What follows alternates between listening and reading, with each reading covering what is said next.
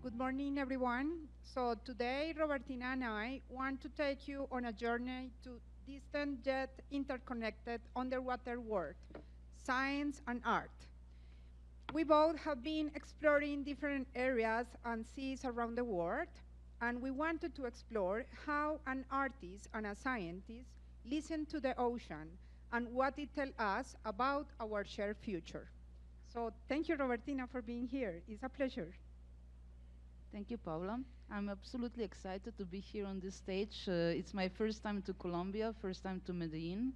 I'm really sorry that I'm not able to speak to you in Spanish, but it's the language which I didn't manage to To share get. this, right? Okay. Exactly, but I hope that the language barrier will not be too strong. And for all who are in audience, me and Paula, we strongly encourage you also to ask us questions when we come to the questions and answers area.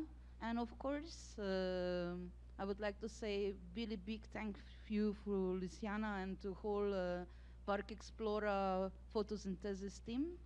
It's really great experience, and yesterday was the opening, so have to say that it was very exciting night beyond us, no?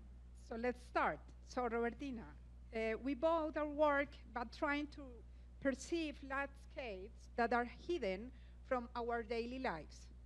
Robertina, you use hydrophone and different sensors to capture the soundscapes, the landscapes, all the, like the environmental parameters in the sea.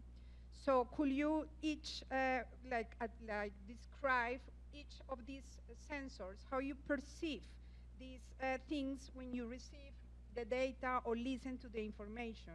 What is the personality of the Adriatic through your instruments? So Adriatic Sea is the part of the Mediterranean Sea, is one of the seas which is like my local point to go to research into the waters. It's a bit different than the Pacific or Caribbean. It's a bit lower, the tides are not so high. They're maybe 30 centimeters per day, which is like almost nothing if you compare for the Pacific. But to explore it through different sensors, I will go into presentation to show some of different works which I managed to develop through this. Just to say on short, the human presence is very strong because Adriatic Sea is very touristic. So there we have this kind of seasonal changes very strongly in the summertime because Slovenia, my country, we have 40 kilometers of the Sea of Adriatic, but then Croatia, Italy on the other side, they have plenty of it. So the shores are full of tourists in the summertime, empty in the wintertime. So it's also interesting to see how this is changing. But before I go into my presentation, maybe I ask you just quickly about Caribbean. Like, because I know Caribbean is your research focus, no? Well, we also work in the Pacific, but talking about the Caribbean, it is different, the perception you can find in terms of zones or landscape, because if you are doing research in shallow environments, such as coral reefs or mangroves, so the soundscape and the geomorphology is different there. But once you go down and go deep, so you lose light.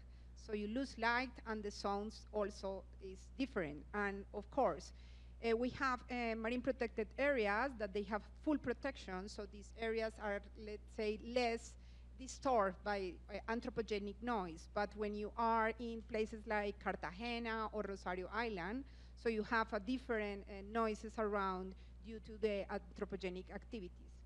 So it depends on where you are doing research. Yeah, this is, I think, in all different places. And just to say, when we started to prepare for this talk, we have been both excited because what we share, and both of us are many times present, is sorry, hola, sorry, Mariana. So the many times we do share the boats, vessels, and so on. But we decided also before our talk will start, I will do short 5 to 7 minutes presentation about my work per se. Then Paula will present your research, what you're doing, and then we will have a conversation about the differences and the similarities which we came across. A lot of them. Exactly.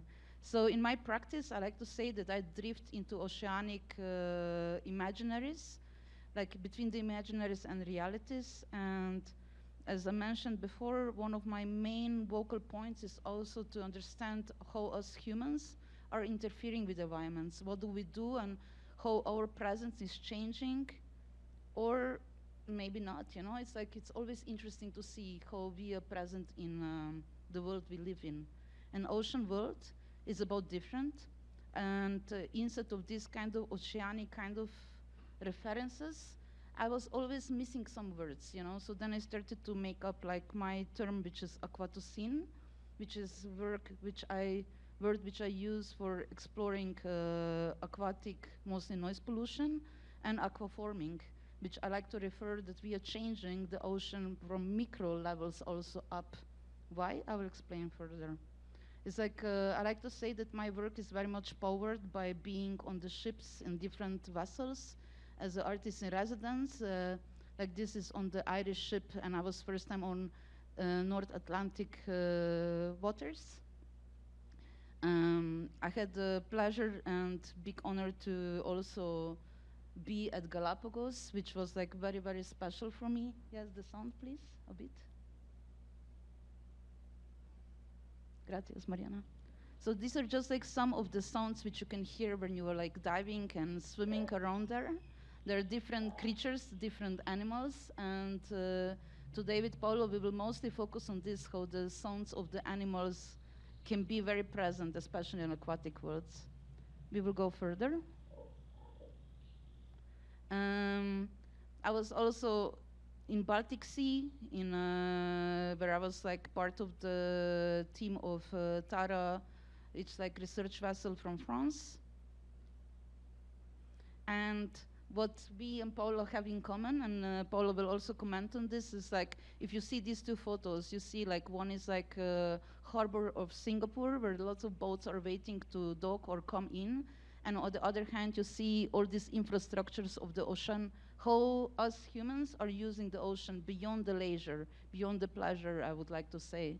Because many times ocean is this thing, you have this idea of like being on the beach, relaxing, but the reality is that ocean is actually very industrial, much more than we even know about it. So most of the, like everything what we wear, you know, also what we are wearing in this moment, computers which we are using, they have been in one moment in time as a component or as a whole in one of these boats shipped through the oceanic wilderness, no? And all this is also changing, reshaping the oceans. And as I mentioned before, the word aquatocene is like, I started to do different recordings because I spent many times in different marine stations as artist in residence, and in afternoons I was a bit, you know, bored also, could say, and I started to just go to record, listen, and I just really, it started very romantically, you know. It was with the idea that I will go there, I will listen to fish, I will enjoy, and then everything what I could hear, it was actually boats, you know.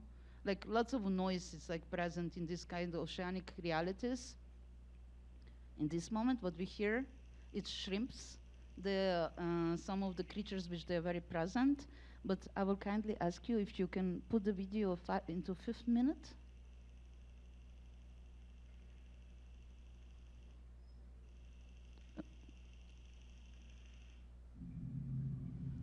But this is the reality which is actually there.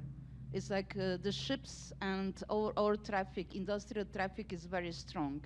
It's very present, it can be very harsh, and this kind of hush is also changing the environments. And as Paula started to say, and I think you will speak more about it, is like about these levels, because why the sound is so important in the ocean is because most of the ocean creatures, their eyesight is not the main thing. Humans, we are visual animals.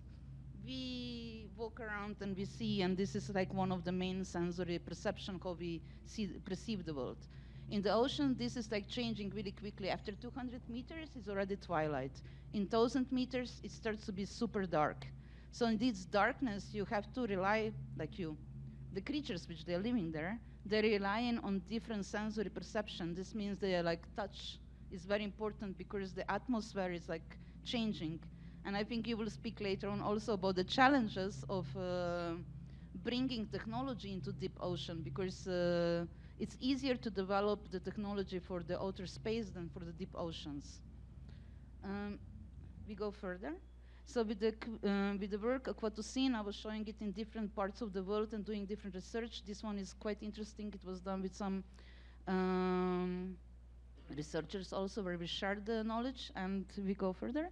It's like with the researcher from Taiwan, they surprised me really pleasantly, because I also write texts, you know, I do publish articles in some journals, and they ask me that they can use my term Aquatocene for their way of exploring and talking about the human perception and our presence in the seas. This work is here on exhibition now, so I will not talk a lot about it, because I think it's good that you, after the talk, to go to see it, but just for the ones which they are with us on streaming, to mention quickly, as I mentioned before, I was working Adriatic Sea. It's part of Mediterranean in Dubrovnik. It's the city which is like super, super touristy.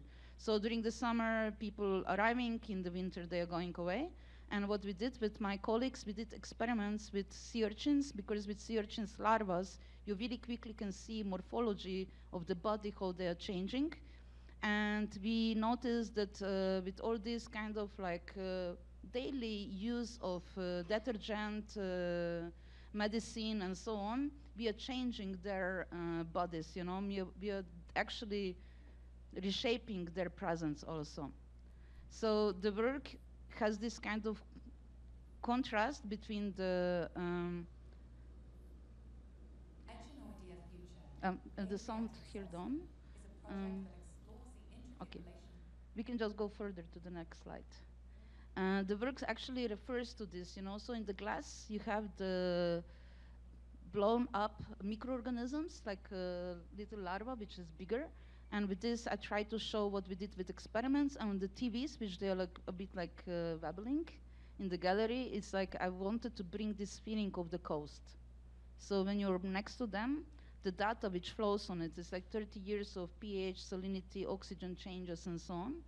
And so I wanted to have also this contrast between moment of time, which was this experiment, and long years also. So the data which we could get from EO Copernicus was 30 years. And just to finish up, to explain, to finish up with what I do as an artist also about some other works. I was like in 2023 artist in residence at the Baltic Sea at the Tara. It's a French research vessel.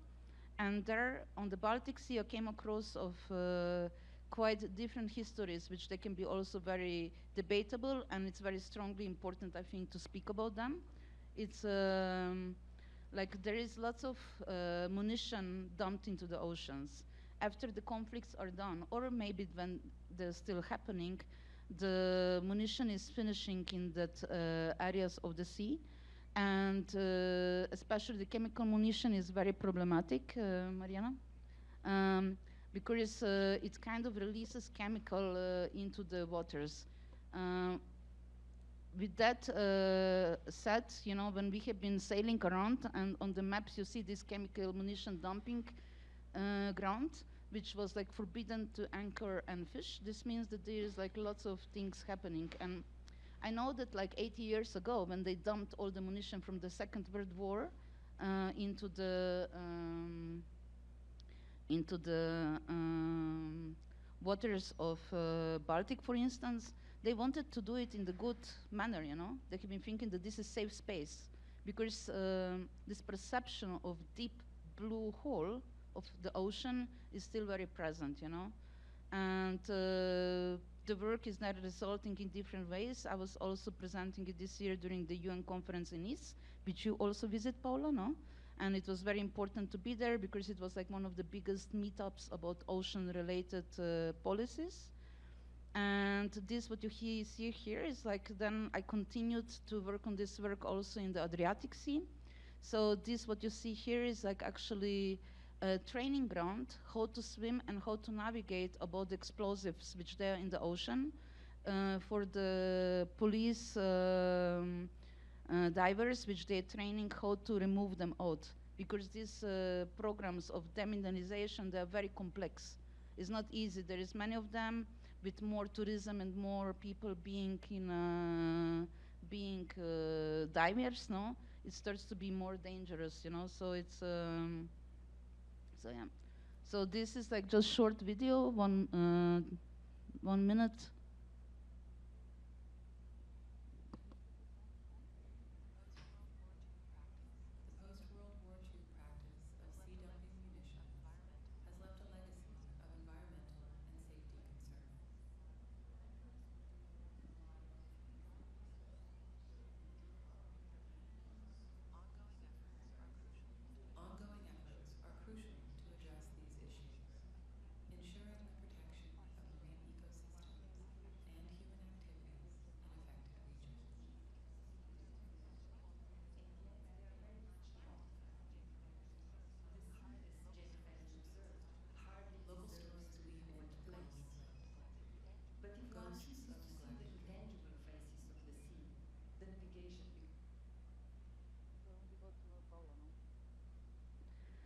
So this was my short presentation. Now Paula will explain more what she's doing, and then we go more into discussion about where we found the similarities and how we were to work. Thank you, Robertina. Really nice, the work you have been doing through all these different projects. Well, Paula Zapata, I'm a professor at Universidad Pontificia Bolivariana, and basically I use advanced technology to make hidden the seafloor ecosystem visible, aiming to foster a deeper and more sustainable relationship with the ocean. So probably most of you don't know that this is the real map of Colombia. So Colombia have almost 50% of our territory in the sea. So this is quite important in terms of policy and management of our resources. So this is the politics we have to protect, and this politics aims to promote sustainable and marine and coastal resources through interdisciplinary cooperation, alignment with international maritime regulation, and marine spatial planning. So marine spatial planning is kind of like the territorial management of a neighborhood, because there is a lot of activities, as Robertina was telling us, occurring also at the sea. So to do so, we have to monitor and to use modern technologies, because their key role in the understanding and preserving marine ecosystems by tracking all the major issues like climate change, overfishing, deep sea mining, and biodiversity loss. So we use different technologies, as you can see in the screen, to monitor, map, and to provide science data for decision making.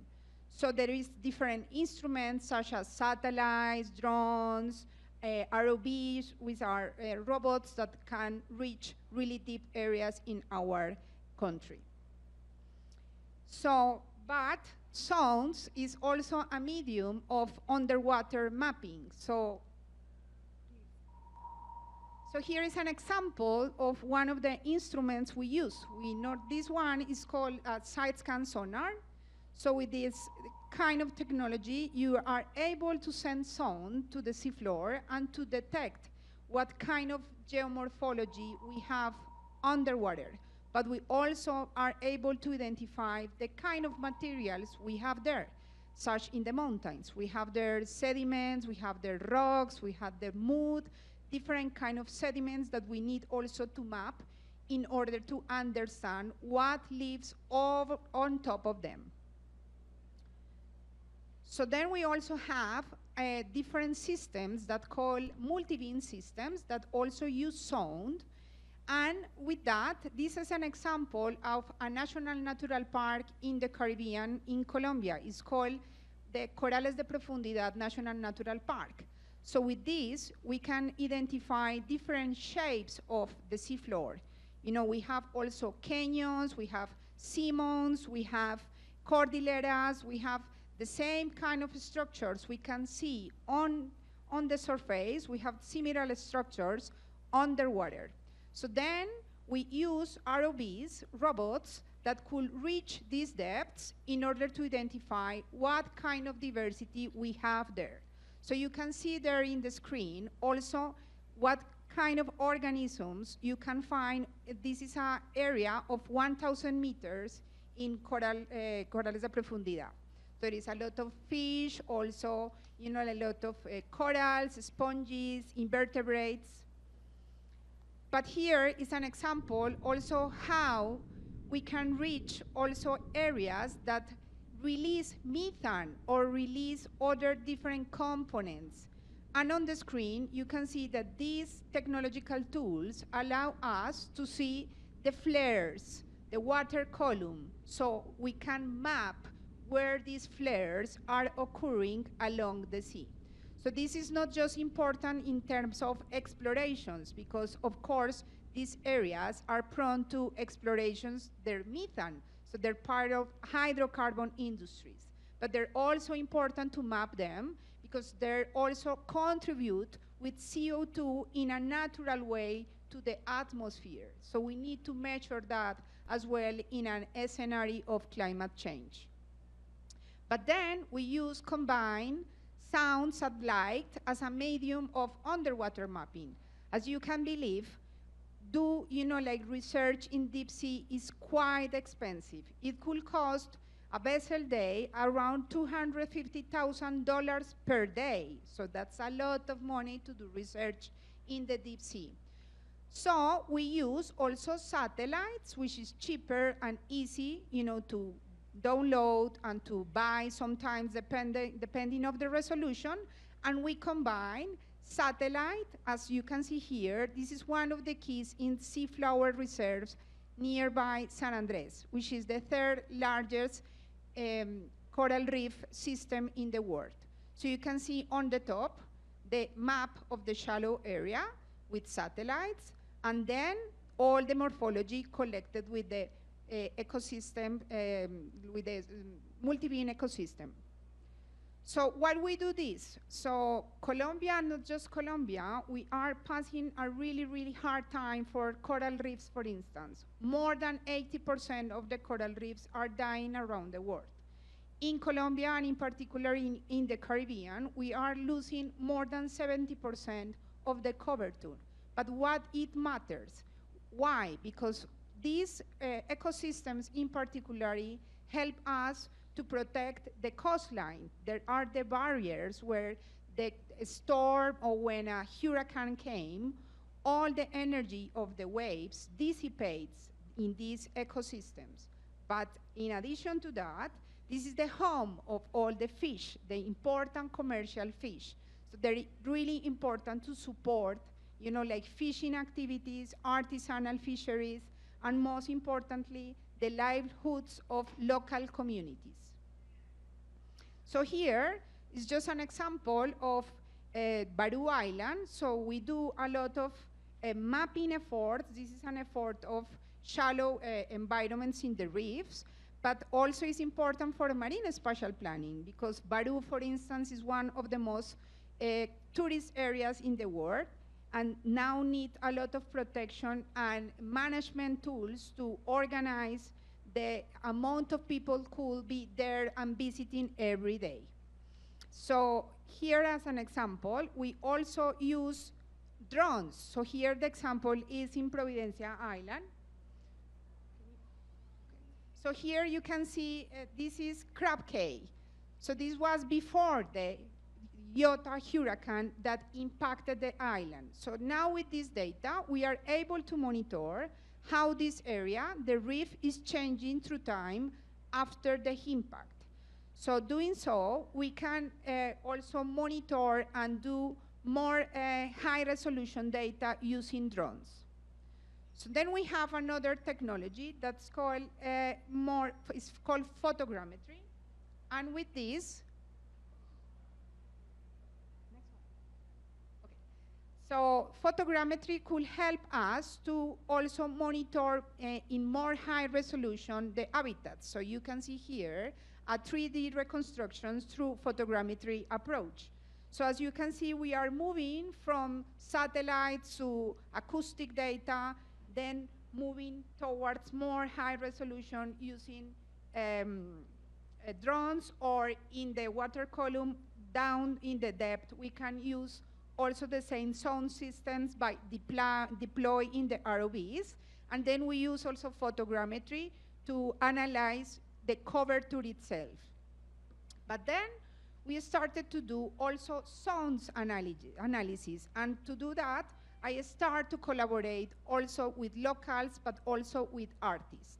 So here in the image, you can see some of the artists, they have some installations here. Jorge Barco and also Benjamin Calais, they have a presentation. So this is in my lab at the university. So we are starting to develop low-cost hydrophones in order to provide some monitoring assessment for the coral reefs, but also to support local community as a blue economy approach. We are trying to work towards the fundamental principles of decolonizing research with 3 different pillars, as you can see in the screen. So down in the pictures, that's some of the examples. We are working in collaboration with local communities and also really closely working with them with the local knowledge. So it means that science is taking into advantage the local knowledge, which is important for the management perspective. So here is just to show you, once we collect this data, we are using artificial intelligence to analyze this kind of information to detect who is singing there. So for instance, here, there is how one of these fish sounds like.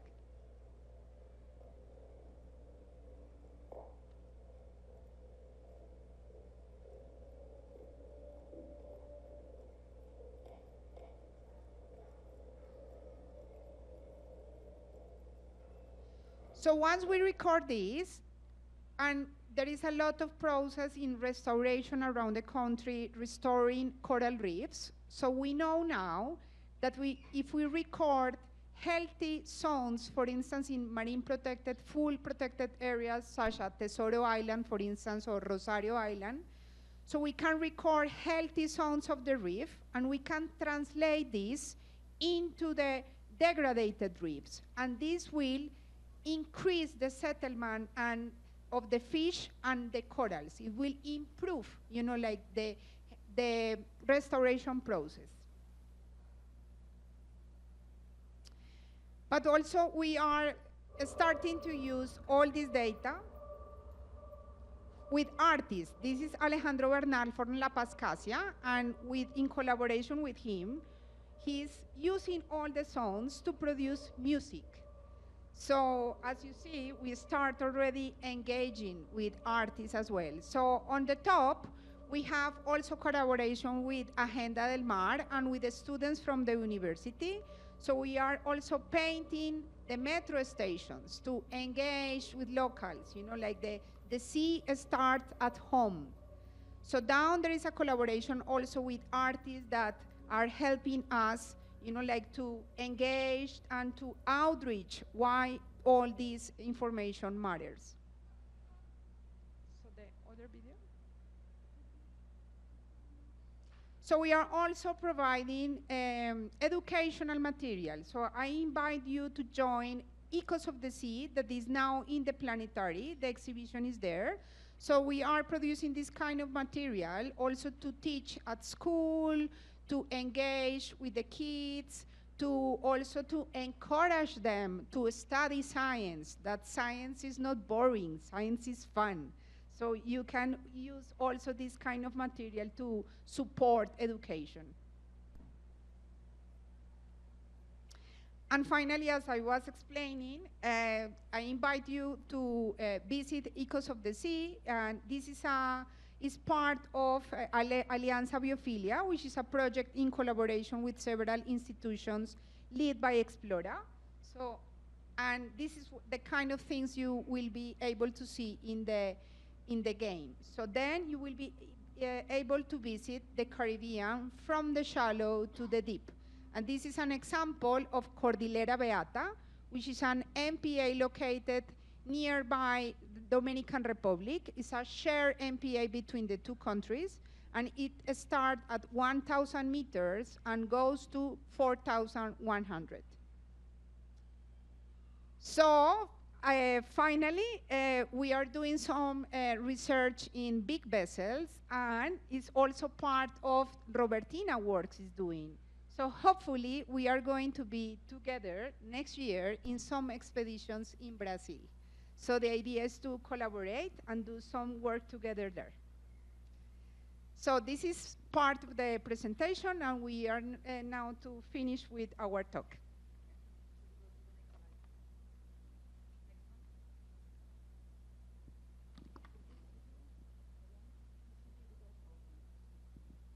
So this is just like the video which you can see also at the exhibition. We just decided to have it behind us to have this, but without sound, please. So it's that is just like the presence of the animals and the creatures and the otherness that we refer to that is also present here. So, Robertina, science provides the data and the context, as we were able to have a look in our presentations, for issues like pollution, noise. So your work translates data into a sensory and often emotional experience. Could you talk about a moment when a scientific fact or a conversation with a scientist transformed one of your artistic ideas and helped you create a more powerful experience for the audience? I would say definitely yes. You know, for me being, as you saw in my presentation also, for me being on different research vessels and being present with scientists together on the field trip is very special. Because, you know, in the field trip, when we are on this kind of research moments, there is always this kind of idea that science is like this, art is like that. But in general, it's like this. When you're on the boat, of course, you have mission that you have to fulfill. Like you research something called volcano. But then when you're on the boat, many things can happen. You are on the ocean, the weather can change, the condition can go different ways, the deployment of technological kind of devices can be problematic, you know? And all this kind of stuff, when you're together and you're solving these problems, especially in DIY style, which is very, very familiar to me, it can be very fulfilling, you know? So definitely for me, it was very striking, and that's why I started to be interested then, for instance, for this underwater munition. I was on a research vessel, Irish research vessel, Celtic Explorer, and we went to one specific area to calibrate some lasers. And we went to the area above sunken tanks from the Second World War. And they told me that this is much better to go there to do that calibration, because they could understand X, Y, Z, no? Because we know how the tank looks. And then I started to read more into how come that there is so many military equipment ending on the seabed.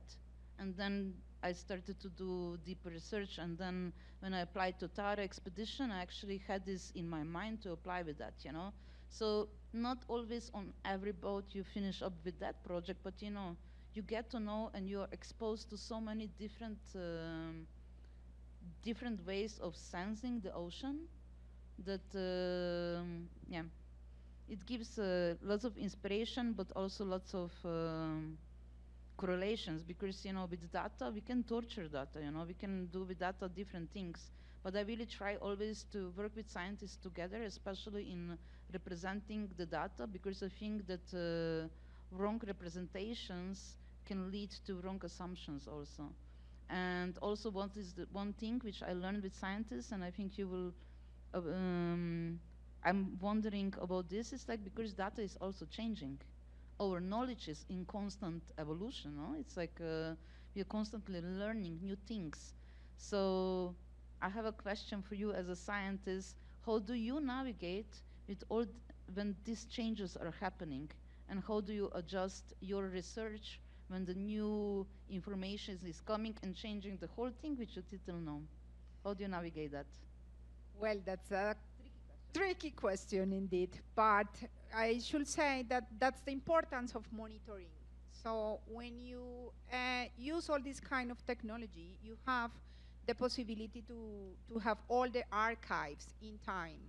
So it means that with all this technology, with sounds, as I was showing, with images, we are able to move towards, the monitoring assessment and to identify how fast these are happening, these changes are happening. And the other thing is now, of course, artificial intelligence is supporting us a lot to analyze more data that was maybe 10 or 15 years ago more difficult to do.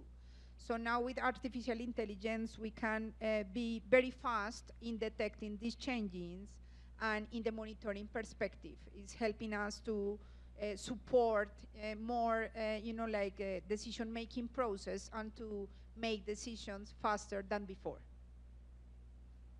So, but then we both work at this interaction on the organic and the technological, world.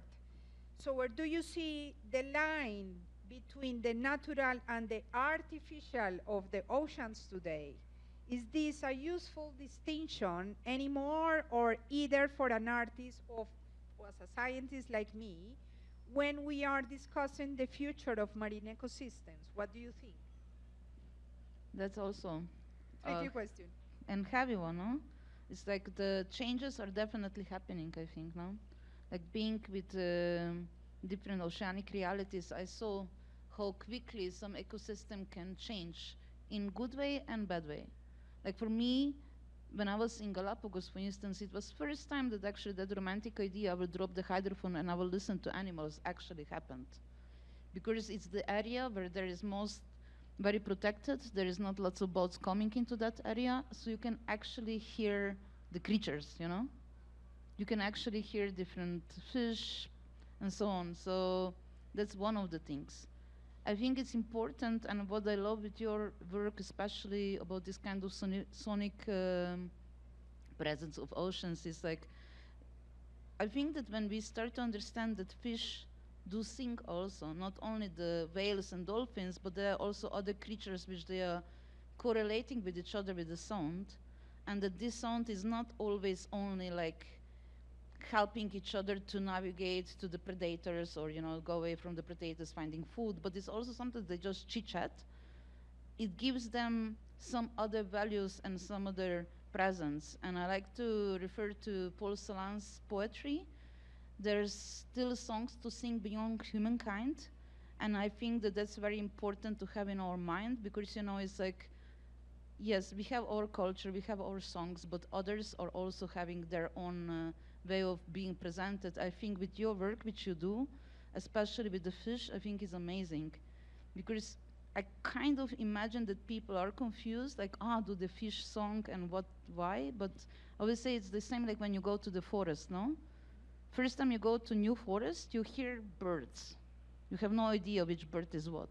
When you start to understand which one it is, you start to recognize them, no? And then you start to understand what is happening in that ecosystem depending on the creatures which they're living there, no? And I think this is the research which you do. Like, okay, one thing is the digitalization with the digital twins, which is something else, because that is good for predicting what will happen. But I think with this monitoring, especially with the sounds of the fish and shrimps and so on, I think you are doing like some very beautiful work where you can bring, on one hand, the empathy, but on the other hand, you have like hardcore scientific data to understand who is living in some habitat, no? Yes, that's correct. Well, the Photosynthesis Festival invites us to imagine new ways of coexisting. Based on your intimate exploration of this underwater world, what does sustainable future for our oceans truly look like to you? It is about preservation, it is about active restoration, or something else entirely? I think all that and more. I think it's also about how to work with communities which they are the most affected. Like there is communities living, like most of us is living at the ocean shores. Like a huge percentage of humans are doing that. So it's always the question, because with the ocean risings and so on, there is lots of problematics coming. They already ecological migration starts to happening. So on one hand, definitely to figure it out how our industrial presence in the ocean could be more sustainable, less invasive. I think this is one of the ways. And for sonic presence, they are already working towards it. There's boats which they have different motors, and depending of how the motors are running, the implosions can happen differently. Definitely also, I think it works a lot the conservation. You know, the protected areas as Galapagos, and I think you have in Colombia many protected areas, which, yes, there is no borders in the ocean. We all have to know that, you know, and all the oceans and seas of the world, they're interconnected. So even though that all this interconnectivity is happening, still the areas when the natural preservation is happening, it's also referring beyond that. It goes into industrial levels also, but yeah. Well, to wrap up, if there is one feeling or question you want to our audience to carry with them after this conversation, one that inspires them to reconsider the relationship with the ocean, what will that be? I think it's the same thing which resonated today in the morning through all the conversation we have. It's definitely the feeling of empathy, you know, sensing it and trying to be with them and trying to understand why their needs are so different than us and how we could also readjust our relationship with them. I still think it's good, like, because I know tourism is also very problematic, still good to be able to be next to the waters, but in the way that is a bit more careful, I would say.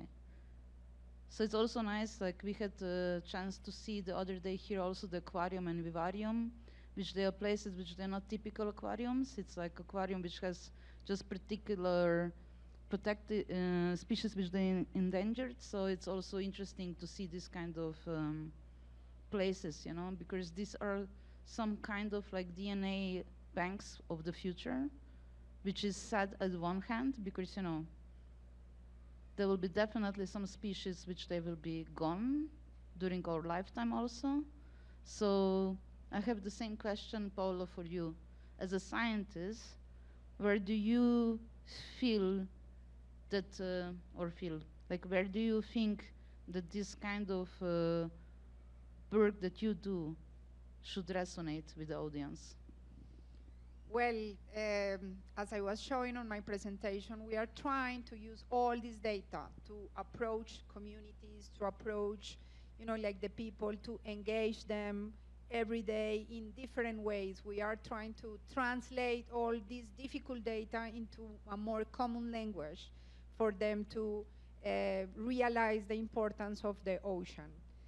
So if there is other ways, you know, like to support this is, I think, through art, and you know, like to art and to use all these new possibilities of technology to share the knowledge.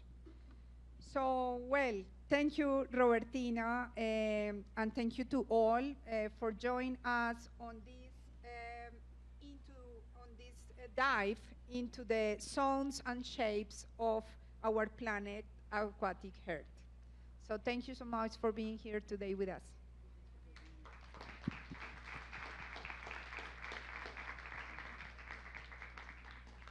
No sé si el público tenga alguna pregunta, comentario para mí o para Robertina. Por allí hay una manito levantada, dos. Ya te lo van a llevar. Thank you so much for this inspiring conversation. ¿Lo digo en español? It's for you, Paula. Sí. En español. Sí, ok. Yo me preguntaba, luego de escuchar esta conversación tan interesante, que debe haber un montón de artistas que se preguntan, bueno, ¿y yo cómo hago para empezar a meterme en este mundo? tanto del océano o de colaboración con científicos. Desde tu conocimiento, ¿qué oportunidades existen hoy? Si existen plataformas de financiamiento para este tipo de colaboraciones, si es más que lo estás haciendo con las uñas, ¿qué es lo que se necesita hoy en Colombia para que esto pueda seguir creciendo o floreciendo? Bueno, definitivamente yo creo que ahora hay una apuesta muy importante cuando hablamos en Colombia. Los recursos en Colombia son generalmente a través de MinCiencias o del Fondo General de Regalías, y cada vez es más importante todo el tema de la apropiación social del conocimiento, ¿cierto? La divulgación siempre está en cualquiera de los contextos de las convocatorias científicas. Entonces, de cierta forma, tenemos que los científicos buscar esa colaboración, porque efectivamente, a pesar de que nosotros intentemos con la tecnología mostrar cosas, pues el lenguaje con el que nosotros conversamos no es sencillo de entender muchas veces, y es ahí, creo que, donde se dan las oportunidades precisamente para poder colaborar, como mostré yo, con artistas, con músicos, etcétera, ¿cierto? Esto creo que es una de las formas en las que nosotros lo estamos logrando hacer. Pero también el gobierno está haciendo algunas apuestas por integrar también otro tipo de plataformas que apoyan esta colaboración. Y como mostramos al final de la presentación, ya en la esfera, digamos, del mundo y de la participación internacional, la filantropía internacional está haciendo unas apuestas muy importantes por tener científicos, pues obviamente todos estos barcos hacen ciencia, digamos, de primera clase, pero hay programas de artistas a bordo, que es lo que nos mostró Robertina, que ella ya ha estado, y pues que estamos muy contentas porque las dos estamos en el programa de Smith Ocean para las expediciones, por ejemplo, del año entrante en Brasil. Entonces, digamos que hay una apuesta también muy, muy importante de la filantropía internacional, y cada vez hay más posibilidades de buscar colaboración conjunta, pero no solamente con MinCiencias. Cada que tú abres una convocatoria nueva, sea nacional o internacional, la parte de la apropiación social del conocimiento es fundamental. Entonces creo que ahí es donde se da ese puente. Por aquí había otra.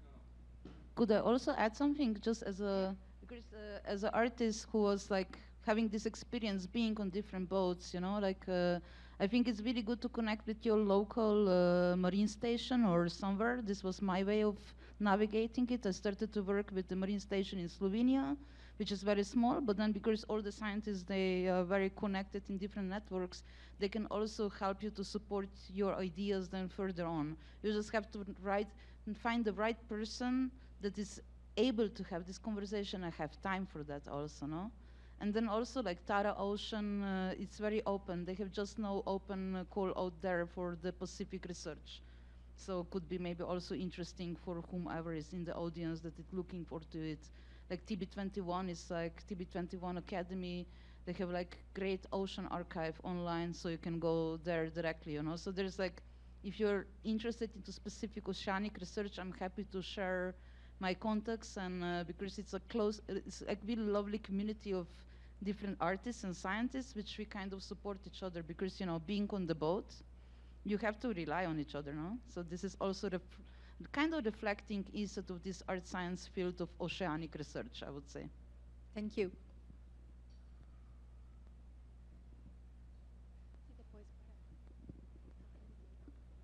Hola, yes. So my question is kind of for both of you. I was thinking, I'm not an optimistic person, which is an introduction for this. There's something about the mystery of the ocean that makes it so compelling, but also overwhelming.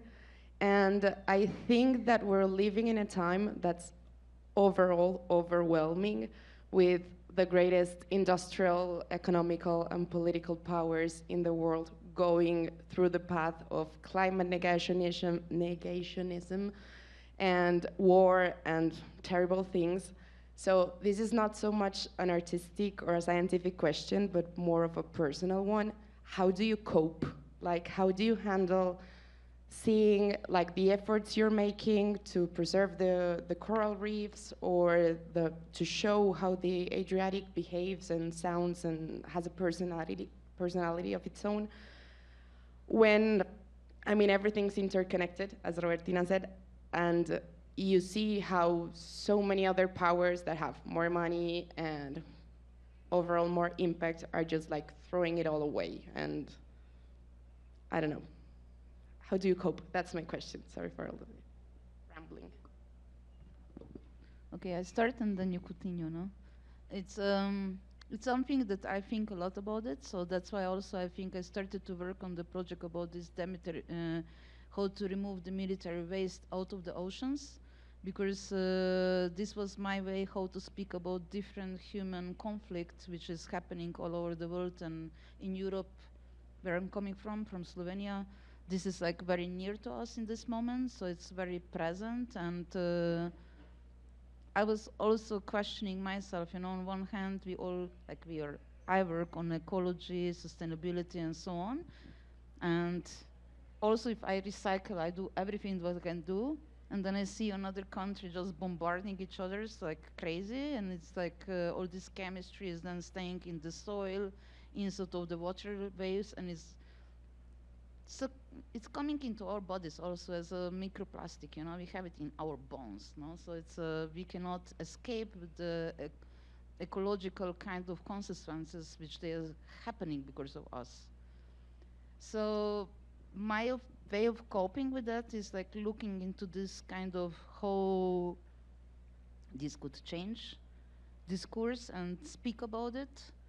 Do workshops also about this kind of, especially ecological grief. If I understand you correctly, this is kind of your core idea of what you wanted to ask us. It's something that is not easy to deal with because I don't have the answer 100%. I just know how I can navigate as a artist and human on doing that. For instance, for project here, I didn't want to do the shipping because shipping is much more expensive and not needed, I think. And Park Explorer has excellent collaborators, so they brought in Osvaldo and other team members which they helped to build up the piece here. Through this, we avoided the shipping, we avoided the unnecessary cost, plus supported also local community. So, for instance. Voy a responder en español. El mar es un mundo, casi no reconocemos el 70% de lo que hay allí, porque yo pues he mostrado la dificultad de lo que eso significa poderlo explorar. Pero cuando uno logra hacer ese tipo de exploraciones, hay algo de futuro en ello y esperanza, ¿cierto? Yo siempre pienso que todavía podemos hacer algo, pero se necesita un cambio de mente global, pero ese cambio empieza desde lo individual, ¿cierto? Entonces las acciones tienen que ser muy concretas desde el mar empieza en casa. Y creo que nosotros en América del Sur, o sea, en general el sur global, todavía tenemos una cantidad increíble de cosas por proteger. Entonces creo que el llamado sobre todo es muy importante para el sur global en este momento, ¿cierto? Y ya no estamos hace 50 años donde el norte global dictamina y nosotros obedecemos. No sé si esto sea muy políticamente correcto, pero lo creo así, ¿cierto? Y creo que es el momento en que nosotros nos empoderemos para efectivamente poder proteger nuestros territorios y toda la biodiversidad que ellos albergan, porque realmente el futuro de este planeta no somos nosotros, el planeta va a seguir evolucionando y va a estar ahí. O sea, los arrecifes han colapsado 5 veces en la historia geológica del planeta y vuelven y aparecen, ¿cierto? Nosotros somos un instante muy pequeño en esta historia y es en realidad nosotros los que nos vamos a ver afectados si no tomamos esas acciones. Los ecosistemas van a evolucionar, van a volver a aparecer, son muy resilientes, o sea, se colapsan y vuelven y aparecen, pero el problema somos nosotros. Entonces creo que ese es el aliciente día a día para que seamos mejores y para que nosotros en el sur global nos empoderemos y podamos proteger toda la biodiversidad que tenemos. Creo que, Juan, me cortaron por allí la cabeza, que ya no podemos, pero a ti te la respondemos ahorita. Bueno, muchas gracias nuevamente a todos por este espacio y estamos dispuestas a seguir respondiendo después de la charla. Thank you so much, Robertina. Gracias It to was you a also, pleasure no? to have And you thank you here. for having me.